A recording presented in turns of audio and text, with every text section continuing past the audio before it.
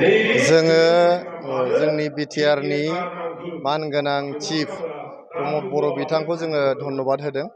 जोंनि गसाइगाव ओनसोलनि मोनबा एमसिएलए समस्तियाव मोनबा सुजित नार्जारि हल बिथाङा होदों आरो बिथाङा 40टा जे जोंनि बियाब दङ 40टा बियाबावबो मोनसे मुंख्लं सुजित नार्जारिनि मुङै मोनसे अडिट'रियाम बिथाङा लुदों। बेनि थाखायनो गोसो गोरबोनिफ्राय बिथांखौ साबायखर बावदों।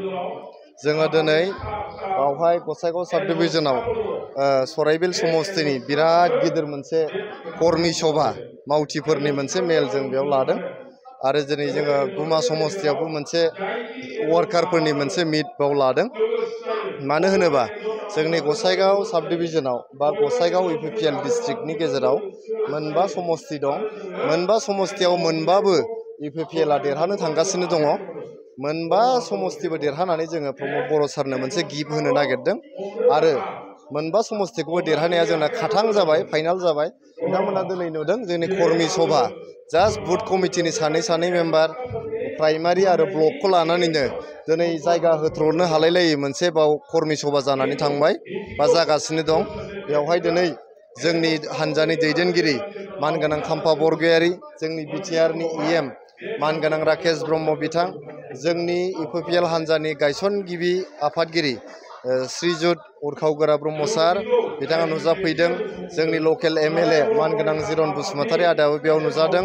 गासैबो ज' जानानै जोंहा जे 2025 मायथाइनि सेप्तेम्बर दानाव जे इलेक्सन जानो थांगासिनो दं बे इलेक्सनाव जोङो हारसिङैनो सरकार दानानै प्रमद बर' सारखौहाय फिन खनसेबाव जोंनि बिटिआरनि चिफ बानायनो थाखाय मोनसे मिशनाव जों बयबो बारसोमदों।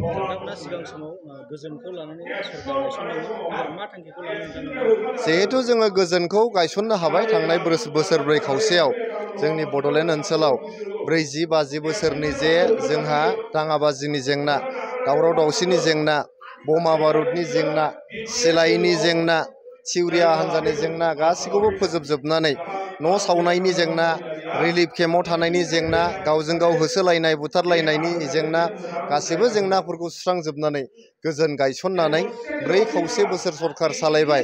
बे गोजोना जाहाथे अराय गोजोर जानो हायो, जौगानायनि लामायाव जों जाहाथे हान्थिलांनो हायो, जों बयबो बिदा फंबाय ग्रें अनलायनानै रायजो जानो हायो। बेनि थाखायनो फिन खनसेबाव प्रमद बर' सारखौ जोङो चिफ बानायनानै इउपिपिएलनि सरकार बानायनो नागिरदों 2025 मायथाइनि सेप्तेम्बर दानाव।